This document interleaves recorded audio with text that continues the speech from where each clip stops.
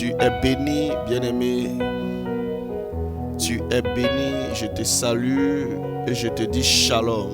Le shalom, c'est le package, c'est le kit qui donne la paix venant de notre Seigneur Jésus-Christ. C'est ce kit-là que je proclame sur ta vie chaque matin. Shalom, shalom. Alors, bien-aimé, ce matin, je voudrais méditer avec toi. Je le sais bien, tu as médité ton psaume. Tu as médité ton test personnel à toi. Mais ensemble, méditons ce beau test de psaume 11e. Oui, dit d'un psaume qu'il est un chapitre, c'est un peu pas trop correct. Parce que quand je regarde les 150 chapitres, qu'on pourrait dire, selon qu'on a l'habitude de le dire, les 150 tests de psaume, c'est à partir du psaume 90 qu'on dit que c'est le 4e livre de psaume. Psaume 90 est le 4e livre de psaume. Ça veut dire que la nomenclature des psaumes ne sont pas pareilles aux autres tests. Quelqu'un m'a enseigné, il m'a dit, on dit plutôt psaume 11e. Ça, c'est des détails. On va y aller, bien-aimés. Dans ces premières lignes, le psaume nous dit: comment pouvez-vous me dire, fuis dans vos montagnes comme un oiseau? C'est David qui le dit. Alors, ça a tout un sens, mon frère. Comment tu peux me dire fuis dans les montagnes? Est-ce que je suis un oiseau? Évidemment non. Je ne peux pas fuir. La Bible nous dit que Dieu a fait les cieux pour lui et ses anges. Mais la terre est pour les hommes. Je ne fuis pas dans les montagnes. Il m'a donné une place sur la terre. Il m'a donné une parcelle de terre. Il m'a donné une maison. Il m'a donné un bâtiment. Il m'a donné un lieu où reposer ma tête. Alors là où je suis, c'est là que je serai. Je ne fuirai pas. On n'a pas à fuir. Mais si nous voulons encore réfléchir plus loin, nous pouvons même dire, mais pourquoi fuir? Il y a une plus forte sécurité qui est Dieu. C'est s'il n'y avait pas Dieu que j'allais fuir, mais pour l'heure, je suis là. À qui irions-nous? Pierre a dit. À qui irai-je? Où irai-je? David aussi l'a dit. Où irai-je? Loin de tes yeux. Même caché quelque part, tu me vois. Nous ne fuirons pas comme des oiseaux. Nous resterons en place. Car le nom de l'Éternel est une tour forte. Et cette tour forte est notre sécurité. Nous qui sommes en lui. Nous n'avons pas à fuir. Nous ne fuirons pas. Bien-aimé, au verset 2, il dit: car voici, les méchants bandent l'arc. Ils ajustent les flèches sur la corde pour tirer dans l'ombre sur ceux dont le cœur est droit. Et c'est ça la vérité. Mais est-ce que c'est pour cela que je vais fuir? Je ne fuirai pas. C'est vrai, ils se sont rassemblés en un lieu pour maudire la terre. Ils se sont mis ensemble. Ils ont trouvé bon de dire que la terre doit changer d'attitude. Tous les hommes à la surface de la terre doivent être corrompus. Ils ont prophétisé comme Balaam, qui avait été appelé par Balak pour maudire la terre, pour maudire le peuple d'Israël. Ainsi, ils se sont mis ensemble dans cette cérémonie que nous avons vue comme du football pour maudire la terre, afin que le mal y arrive. On a vu circuler sur les page Facebook ici une photo d'un certain président s'embrassant avec un autre homme, s'amourachant, échangeant des salives. Oh, quelle aberration! Un enfant aurait dit ça. Qu'est-ce que c'est une dinguerie. Mais bien aimé, le hack qu'ils bandent, c'est pas seulement pour la guerre. Il y a tout cela dedans, ce piège. Maudit la terre, montrer des choses à nos enfants depuis leur bas âge. Et ils le savent bien, c'est un impact puissant, la télévision et Internet. Ils savent que d'ici 10 ans, 15 ans, les mentalités vont changer obligatoirement. Les gens vont être tolérants face à ces unions contre nature, ces relations incestueuses et parfois démoniaques. Oui, la pédophilie, les rapports sexuels avec les enfants, la zoophilie, les rapports sexuels avec les animaux, l'homosexualité, les rapports sexuels entre deux hommes de même sexe. Et toutes ces aberrations vont maintenant ressurgir en grande nature. Et nous allons ressembler à qui? Nous allons ressembler à Sodome et Gomorrhe. Et si nous ressemblons à Sodome et Gomorrhe, Dieu peut frapper. Ce qui est sûr et très sûr, c'est que les prophéties qui ont été dites, c'est pour cela que Jésus dit, scellez-les, gravez-les, car ces choses vont forcément s'accomplir. Ça va s'accomplir. C'est toi, mon frère, toi, ma soeur, moi, mon frère, moi, ma soeur. C'est ma position qui doit nous inquiéter. Où serai-je? Dans quel camp serai-je à l'avènement de ces choses? Serai-je encore dans la foi? Jésus a dit, quand je viendrai, trouverai-je de la foi encore sur la terre? Est-ce qu'ils ne vont pas nous pousser à perdre cette foi? Déjà même que beaucoup de chrétiens ont adhéré à ces doctrines de on peut goûter d'abord avant de se marier. On peut faire ceci, on peut faire cela. Ces doctrines qui viennent corrompre petit à petit mais qui nous persuadent. À combien plus forte raison, d'ici 15 ans, la foi va encore rester en place, la foi en Christ. Ils vont badigeonner un Christ pour nous donner. Notre Jésus que nous connaissons de la Bible, ils vont le mettre dans de la farine. Ils vont mettre de la peinture ici. Ils vont mettre des choses là. Ils vont le déguiser. Et quand ils vont le présenter, il est Jésus, mais il y a des choses qu'on peut tolérer. Et puis hop, on est pris au piège. C'est là l'arc qu'ils bandent. Ils bandent leur arc. Ils l'ajustent pour tirer dans l'ombre sur ceux dont le cœur est droit. Ton cœur est droit actuellement. Mais si tu n'y prends pas garde, tu te verras avec un cœur tordu, renversé. Écoute, ils bandent leur arc aussi. C'est qu'après tout cela, en marge de tout cela, il y a des guerres en préparation. Effectivement, il y a des guerres en préparation, des fabrications d'armes chimiques les plus puissantes et dangereuses. Oui, des armes sophistiquées, des armes de guerre, des chars, des roquettes, des missiles. Oui, des produits, des bombes qui vont détruire plus de 2 pays à la fois. Ça y est en laboratoire, en fabrication. Pendant que tu vis tranquillement, tu cherches ton pain, ton garba, ta galette, ton placali. Quelqu'un travaille à détruire la terre. La Bible parle. La Bible dit car voici les méchants bancs lac.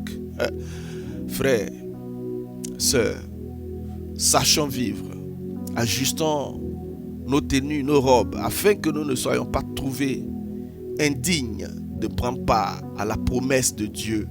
Je continue. La méditation est puissante ce matin. Il est dit ici, quand les fondements sont renversés, le juste, que fera-t-il? Et cette phrase-là, je ne sais pas, je l'ai entendue pour la première fois dans la bouche d'un ancien que tu connais bien, que j'aime bien, ancien Touré Samuel. Je n'avais jamais lu ce texte quelque part. Et la première fois que j'ai entendu, c'est bien sûr, c'est pas cette année, il y a longtemps, c'est de sa bouche. Et j'ai trouvé cette phrase-là très puissante. J'ai même médité dessus parce que c'est lui qui l'a dit. C'est après que j'ai découvert que c'est dans la Bible. Quand les fondements sont renversés, le juste, que fera-t-il? Ça rejoint ce que nous disons, frère. Nous sommes en méditation, n'oublie pas. Tout à l'heure, on a vu que le monde, les dirigeants corrompus de ce monde satanique, les sous-préfets de Satan, les préfets même de Satan, les premiers ministres de Satan, c'est-à-dire ceux qu'il a établis après lui de façon physique, alors que lui il est dans l'ombre, ils sont en train de changer les règles dans le monde. Quand tu regardes, il y a des lois qui te surprennent. Tu dis, mais c'est ça là, c'est normal qu'on puisse dire ça. Mais c'est déjà signé, voté. Ils ont changé les règles. Ils ont renversé les fondements. Les balises que Dieu a données, ils ont tout changé. Toi le juste, qu'est-ce que tu dois faire? C'est de garder ton cœur pur. C'est ce que tu dois faire. Le discernement pour pouvoir choisir ce qui est bon. Jésus dit, Je mets la vie et la mort devant de toi. Mais choisis la vie. Ça dit qu'en toute chose, discerne et choisis ce qui est bon. Si les gens deviennent méchants et que toi aussi le juste, tu dis bon, d'ailleurs, nous tous sommes devenus méchants. Ils pensent que c'est eux seuls qui savent être méchants. Nous tous là, on est méchants. Si un chrétien commence à parler comme ça, il est en train de tomber dans le piège. Parce que Satan veut quoi? Il veut que quand on te gifle à droite, toi aussi tu gifles à gauche, le côté. Donc c'est parce que Jésus nous a dit. Il dit quand on te gifle à droite, tu donnes la gauche, on gifle encore. Tu prends ta chaussure et puis tu t'en vas à la maison. Mais qu'est-ce que le diable veut qu'on fasse? Quand on nous gifle à gauche, il veut que nous aussi nous prenions la main droite et nous giflons la personne aussi à droite. Non. Quand les fondements sont renversés, que peut le juste? Alors cela va conduire à faire quoi? Cela va nous amener à vouloir faire un minimum. C'est-à-dire si les gens commencent à sortir entre eux en désordre, garçon, garçon, femme, femme, toi qui es concentré sur ta seule femme, ou bien ton seul mari, à un moment donné tu as dit bon, si eux ils font le grand mal comme ça là, au moins si j'ai un gars en plus de mon mari, au moins si j'ai une petite go à côté de ma femme, ça fait quoi? Pour eux là c'est trop grave, Dieu va les exterminer et puis tu excuses pour toi. C'est tout cela changer les fondements, les renverser les fondements. C'est tellement profond. Si on veut en parler, on va aller très loin. Alors comme c'est une méditation matinale, nous allons essayer de raccourcir cela. Verset 4, il dit l'Éternel est dans son saint temple. L'Éternel a son trône dans les cieux. Ses yeux regardent. Ses paupières sondent les fils de l'homme. Bien-aimé, c'est relié, c'est la même chose. Je vais faire court ici. Écoute bien. Dieu, il est toujours Dieu. Il est assis, il a son trône. C'est comme un chef de village. Si tu es fâché, tu peux brûler ta case. Tu brûles ta case dans le village. Quand tu as fini de brûler là, la nuit va arriver, tu vas dormir où? Tes bagages seront où? Toi-même tu auras mal. Mais le chef du village, il est tranquille. J'aime prendre cette image pour dire, un chef du village, il appelle son griot, il lui dit, allez, va crier dans les rues. Préparez à manger avant que la nuit n'arrive, préparez à manger. Le griot finit de crier. Comme toi, tu n'aimes pas sa tête, tu n'aimes pas la tête de ton chef du village. Et de nos jours, c'est de plus en plus récurrent. Village ébrié, village atié, village baoulé. Là où il y a événement, où il y a un truc d'argent net, les gens ne respectent plus les fèves du village. Ils veulent enlever, ils veulent mettre un corrompu. Bref, je reviens. Alors le chef du village a lancé ses communiqués. Toi, comme tu n'aimes pas sa tête, tu dis, bon, moi je prépare pas, voilà. Ok, on attend. Minuit 13. Le chef du village a mangé, l'antenne ronflé. Toi, maintenant, tu as faim. Tu veux aller taper chez le voisin, mais tu as honte. Parce que le voisin, là, lui, il aime le chef du village. Tu as parlé devant lui. Tu fais comment? Tu vas gémir toute la nuit. C'est de ça qu'il s'agit ici. Dieu est Dieu, il est sur son trône. Il est assis. Ses yeux parcourent la terre. Il voit tout. Maintenant, toi qui dis qu'il t'est juste, qui devais garder ton cœur droit parce qu'ils ont renversé les fondements, tu as commencé aussi à changer un peu les règles de jeu au fur et à mesure. Parce que bon, les gens portaient les collants plaqués, ils ont trémoussé les fesses et les rondeurs. Toi, tu dis bon, ma robe volante là, je vais tailler un peu dessus. De tailler dessus en tailler dessus, tu vas te retrouver dans un plaqué semblable, mais moins grave, mais c'est grave. Parce qu'au départ, ce format était déjà grave. Maintenant, comme ils ont poussé plus loin, toi tu es venu maintenant combler la dernière place. Donc tu as basculé dans le mauvais. C'est là le piège de changer les règles. C'est tellement subtil. C'est pourquoi Satan s'appelle le malin. Jésus l'a appelé le malin. La plupart du temps où Jésus a parlé de lui, il a dit l'ennemi, il a dit le malin. L'ennemi, le malin. L'ennemi, le malin. C'est comme ça que Jésus aimait parler de lui. Alors bien aimé, tu comprends le reste, tu peux te faire des idées. J'avance un peu pour terminer. L'Éternel sonde le juste. Oui, c'est de ça qu'il s'agit. Toi tu dis que tu es juste, non? L'Éternel te sonde. Il laisse les autres. D'ailleurs, dans Apocalypse, il a dit celui qui se sanctifie davantage. Mais celui qui veut pécher, se souiller, qui se souille davantage. Dans tous les cas, je vois tout ça et je vais juger. C'est ce qu'il a dit dans Apocalypse. Alors, il dit, il sonde le juste. Mais qu'est-ce qu'il fait? Il hait le méchant et celui qui se plaît à la violence. Là, c'est naturel. Dieu n'aime pas le péché. Donc, celui qui se livre à ça, déjà, il se fait haïr par Dieu. Et toi qui es juste, sois droit dans tes bottes. Tu verras que tu avances et tu seras qualifié. Sinon, si tu veux regarder à ce qui se passe sur la tête, tu seras étonné, tu seras trahi. Pourquoi? Simplement parce que quand le voleur a son champ à côté d'un juste qui pleut, il pleut sur les deux champs. Dieu ne trace pas de limite pour lui. Lui là, comme il est méchant, il est voleur, il est braqueur, son champ là, il ne va pas pleuvoir dedans. Quand le cas se renverse et qu'il y a des survivants, que personne n'est mort, souvent il y a des féticheurs dedans, ils ne sont pas morts. Il y a des coupeurs de tête, ils ont même tête de l'homme dans leur sac, dans le cas en bas. Mais ils ne sont pas morts aussi. Quand ils se lèvent, disent Dieu merci, Dieu est bon, Dieu a fait, je ne suis pas mort. Ils ont raison de le dire parce que c'est Dieu. Voici pourquoi le verset 6 du chapitre du psaume 11e dit: il fait pleuvoir sur les méchants des charbons, du feu et du soufre, un vent brûlant. C'est le calice qui ont en partage. Tu vois, cette parole est pour quand ils vont aller dans la géhenne, dans le lieu de tourment, en enfer, tous ces méchants. Mais pour l'heure là, il a dit dans une parole qu'il fait tomber la pluie sur le méchant et sur le juste. Il fait lever le soleil sur le bon et le mauvais. Nous le savons déjà. Mais leur punition à venir, c'est ce qui est décrit ici. Du soufre, du charbon, un feu brûlant. Le calice, c'est le feu le plus ardent. C'est plus de 1000 degrés. On s'en va dans les 1 million de degrés. Je ne sais pas s'il y a 1 milliard de degrés de feu. Mais tu ne peux même pas t'approcher. Imaginez le feu dans lequel Pharaon, sinon... Le Babylonien a jeté Daniel et ses amis, Meshach et Shadrach et autres.